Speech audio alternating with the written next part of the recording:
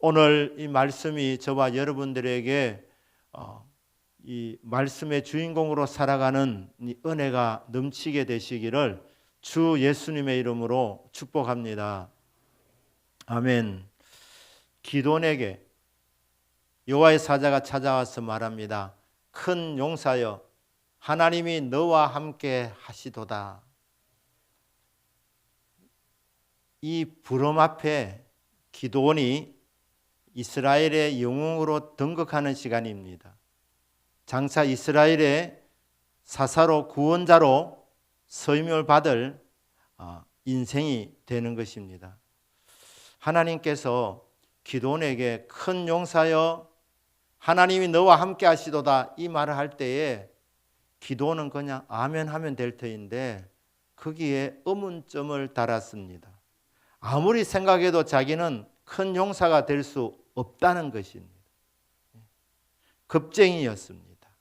몰래 포도주 틀에서 타작을 해서 그 타작한 것을 가지고 자기와 아마 식구들이 먹으려고 아마 했을 것 같습니다. 그렇게 생각하고 있는 이 기도원에게, 겁 많은 기도원에게 큰 용사여 하나님이 너와 함께 하신다. 그리고 네가 미디안을 치기를 바닷가의 모래처럼 많은 그 미디안을 한 사람을 치듯 하리라 이 말을 할 때에 기도원이 자신을 보니까 자신이 없는 것입니다. 그래서 여호와의 사자에게 말합니다. 진짜 하나님이 나를 큰 용사로 쓰신다면 징표를 주십시오. 징표를 달라고 합니다. 자, 영웅들을 보면 미화가 많이 되어져 있습니다. 세상의 영웅들은 태어날 때도 뭐 특별하다, 알을 깨고 나왔다는 등 뭐 여러 가지 이야기들이 있습니다. 그리고 어렸을 때부터 특별했다, 영특했다. 어린 소년이었을 때 장정 몇 사람하고 붙어서 이겼다. 뭐 이런 이야기들을 합니다. 미담들입니다. 영웅담들입니다. 그런데 세상의 영웅들과 성경의 영웅들은 차이가 있습니다. 성경의 영웅들은 결코 미화하지 않습니다.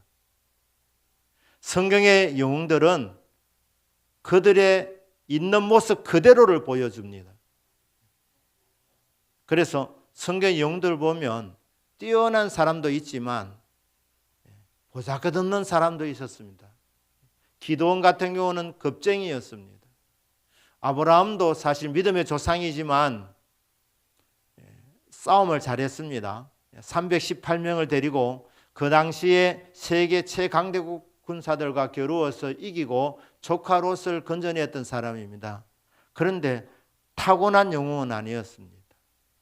타고난 싸움꾼은 아니었습니다. 그가 겁이 얼마나 많았느냐 하면 이집트로 내려갈 때 자기 목숨을 위해 가지고 자기 아내를 누이라고 속였던 사람이, 거짓말쟁이였던 사람이 아브라함입니다. 다윗 같은 경우는 어렸을 때부터 특별히 용감했습니다. 목동으로 있으면서 양이나 자기 양을 사자나 곰이 나타나서 빼앗아가게 될 때 이 겁없는 다윗이 끝까지 쫓아가 가지고 그 양들을 구출해냈던 소년이 다윗입니다. 그래서 청소년의 때에 골리앗을 물리치기도 했습니다. 그러니까 성경에 나오는 영웅들은 타고난 사람들도 있지만 형편없는 사람들도 있었고 평범한 사람들도 있었습니다. 그런데 그들이 영웅으로, 구국의 영웅으로 그렇게 쓰임받는 공통점은 하나 있습니다. 평범하든 탁월하든 무능하든 어리석은 사람이든 겁쟁이든 상관없이 하나님 앞에 쓰임받는 사람들의 공통점은 하나님 앞에 붙들린 인생이 될 때, 하나님을 만나는 영적 체험이 있었을 때, 하나님으로부터 은혜를 받고 은사를 받고 능력을 받은 이런 만남의 공통점이 있는 사람들, 그 사람들을 하나님이 쓰십니다. 평범한 사람을 쓰시는 이유는 그 평범한 것을 쓰는 것이 아니라 그 평범한 자에게 하나님이 능력을 부어 주셔가지고 하나님 주신 사명을 감당하게 하시는 겁니다. 그러니까 기도원이 지금 하고 있는 여호와의 사자에게 던지는 요청은 바로 이런 말입니다.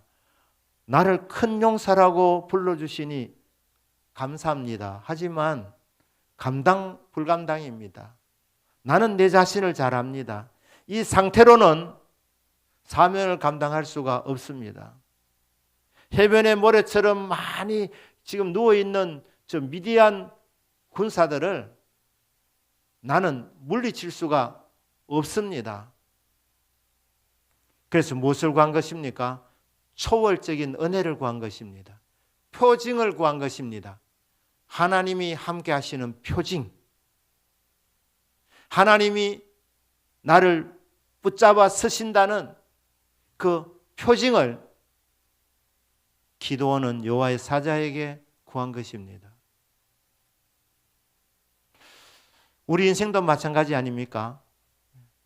농부가 농사를 할 때에 참 부지런히 씨를 뿌립니다.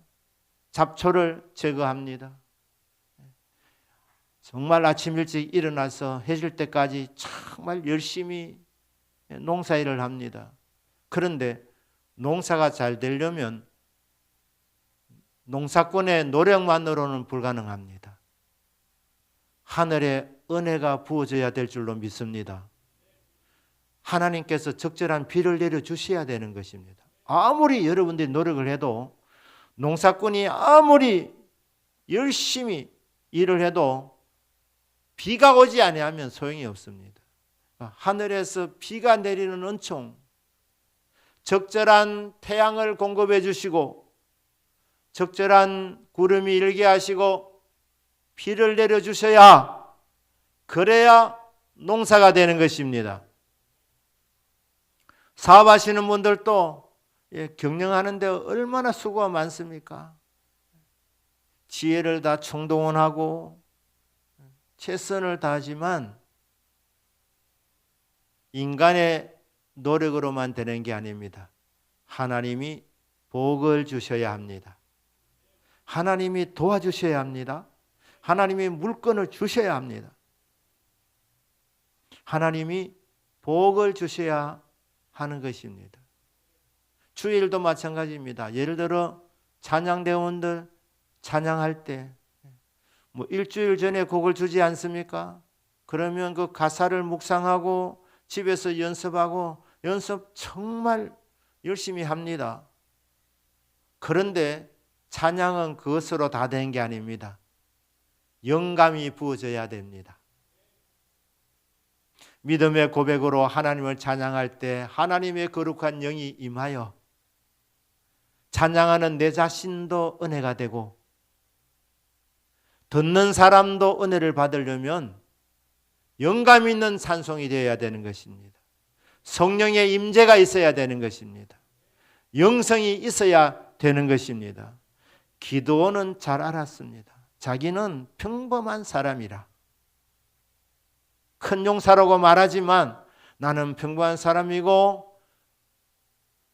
더 정확하게 말하면 참 비겁한 인생인데, 나약한 인생인데, 큰 용사가 되려면 하나님이 나와 함께 하시는 징표가 있어야 되겠습니다. 하나님이 나와 함께 하시는 징표를 저에게 주시옵소서. 주님이 임하시면 그때 약한 자가 강하여지고 병든 자가 고침을 받고 무능한 자에게 능력이 공급되어지고 어리석은 자에게 하나님이 지혜를 공급해 주셔서 주신 사명을 잘 감당하게 하는 것입니다. 기도원이 이 은혜를 구한 것입니다. 이 표징을 구한 것입니다. 내가 큰 용사가 되는 징조를 저에게 주십시오. 징표를 저에게 내려주십시오. 그리고 여호와의 사자에게 부탁합니다. 내가 집에 가서 예물을 가져올 테니까 떠나지 마시고 기다려 주십시오. 여호와의 사자 말합니다. 그래, 내 기다릴게. 그래서 집에 가가지고 염소 새끼 한 마리를 가지고 옵니다. 그리고 고기는 양푼에 담고 소쿠리에 담았다 되어 있습니다. 그리고 국은 양푼에 담아가지고 무교병과 함께 가지고 왔습니다. 여호와의 사자가 약속대로 떠나지 않고 있었습니다. 그것을 여호와의 사자에게 바치니까 반석 위에 고기와 무교병을 부으라고만, 거기에다가 국을 부어라 이렇게 말했습니다. 이 기드온이 순종하니까 이 여호와의 사자가 갖고 있는 지팡이를 가지고 이 고기와 무교병에 대니까 이 반석에서 불이 나와서 이 제물을 핥았습니다. 불로 제물을 핥았다는 것은 기드온이 드린 예배를 받으셨다는 증거입니다. 불로 연락하시는 하나님, 불로 그 제물을 다 태웠습니다. 고기도 태우고 국물도 태우고 다 태웠습니다. 무교병도 태웠습니다. 그리고 여호와의 사자가 사라집니다. 비슷한 사건이 사사기 13장에 삼손의 아버지 마노아가 여호와의 사자 앞에서도 비슷한 경험을 합니다. 그때도 여호와의 사자가 지팡이를 밀었을 때에 불꽃으로 그 모든 재물을 사르고 여호와의 사자는 불꽃과 함께 하늘로 올라갔습니다. 그제서야 기드온이 압니다. 자기가 대화를 나누었던 이 대상은 사람이 아니었다는 것을 알았습니다. 여호와의 사자였습니다. 불의 역사가 일어났습니다. 그리고 불꽃과 함께 하늘로 올라가는 존재를 보면서 기드온이 말합니다. 슬프도소이다 주 여호와여, 내가 여호와의 사자를 내가 대면하여 보았나이다 하면서 슬퍼합니다. 왜냐하면 여호와의 사자를 제대로 보면 죽게 되기 때문에. 그래서 근심하고 슬퍼하게 되는 것입니다. 여러분, 인간은 하나님 만나야 됩니다.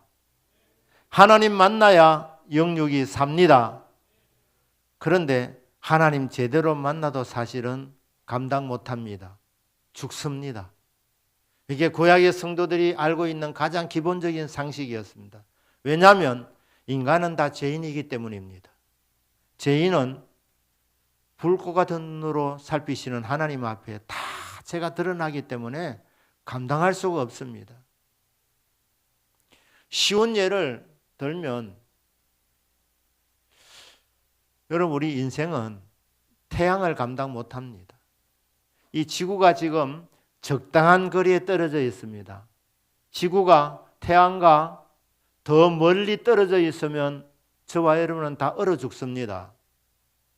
그런데 이 지구가 태양에 조금만 더 가까워지면 어떻게 되느냐? 그러면 저와 여러분은 불타 죽습니다. 이 연약한 이 인생들, 죄인들이 하나님 만나야 살지만 하나님 가까이 갈 수 없는 것은 가까이 가면 죽습니다. 여러분, 태양은 하나님이 창조하신 창조물입니다. 그런데 태양빛도 감당 못할 우리 인생들이 빛의 본체이신 하나님 감당 못합니다. 그분 가까이 갈 수가 없습니다. 하나님을 볼 수도 없습니다. 하나님은 영이시기 때문에 볼 수도 없지만 동시에 우리는 죄인이기 때문에 정말 절대 거룩하신 하나님을 볼 수 없습니다. 나를 보고 살 자가 없느니라. 그때 하나님 말씀입니다. 걱정하지 마라. 안심하라. 너는 죽지 않는다. 그때 기드온이 다시 감사의 제단을 샀습니다. 왜? 죽을 인생이 여호와의 사자를 대면하고도 죽지 않는 은혜를 입었으니까 감사의 예배를 드리면서 그곳의 이름을 여호와 샬롬이라고 했습니다. 여호와 샬롬, 여호와는 평화다. 여호와는 평강이시다는 뜻입니다.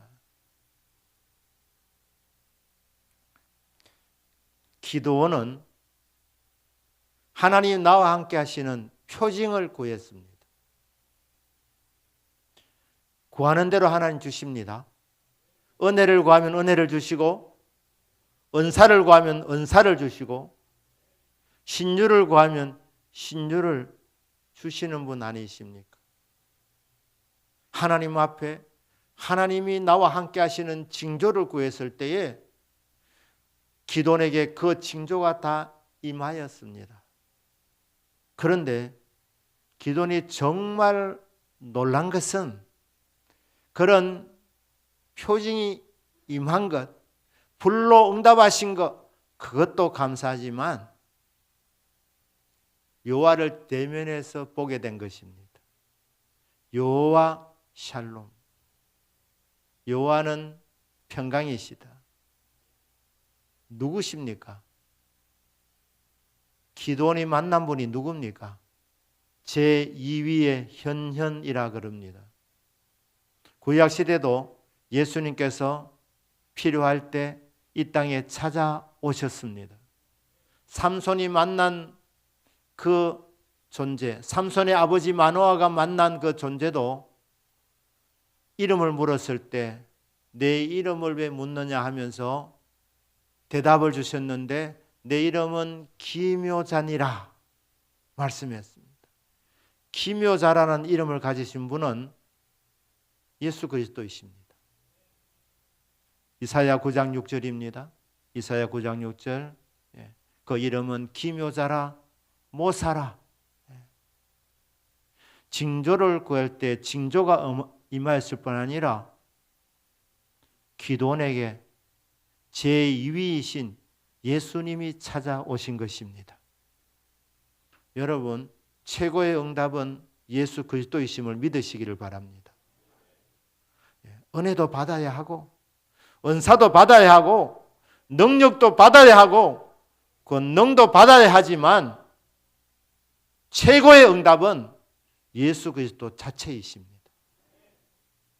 주님을 만나는 인생, 주님을 모시는 인생, 주님이 함께 하시는 인생, 이분의 이름이 임마누엘입니다. 과연 하나님이 나와 함께 하시는 표징을 보이소서. 그렇게 임마누엘의 징조를 구했을 때에 그 임마누엘 되신 분이 누구냐? 예수 그리스도 아니십니까? 예수 그리스도. 예수 그리스도. 예수 그리스도는 우리의 평강이십니다. 평화의 왕으로 오신 그분. 그래서 이 아기의 이름을 기묘자라, 모사라, 전능하신 하나님이라, 영존하시는 아버지라, 평화의 왕이라 할 것이라. 주님이 말씀했습니다. 평안을 너에게 주노니 곧 나의 평안을 너에게 주노라. 내가 주는 것은 세상이 주는 것과 같지 아니하도다. 여호와 샬롬은 주 예수 그리스도이십니다. 그러니 그때 기드온이 알았습니다. 아, 주님이 왔다 가셨구나. 그리고 주님이 평강을 주시는구나. 여러분, 죄인이 하나님을 만나면 죽는다고 말씀했습니다.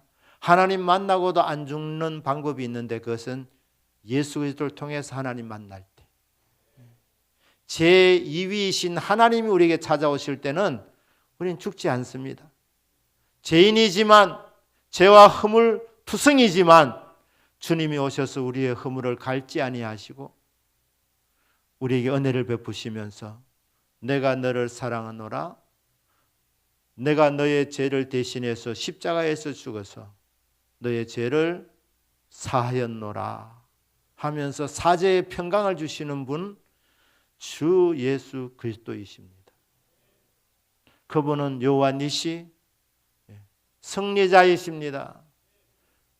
세상에서 내가 환난을 당하나 담대하라, 내가 세상을 이기었노라.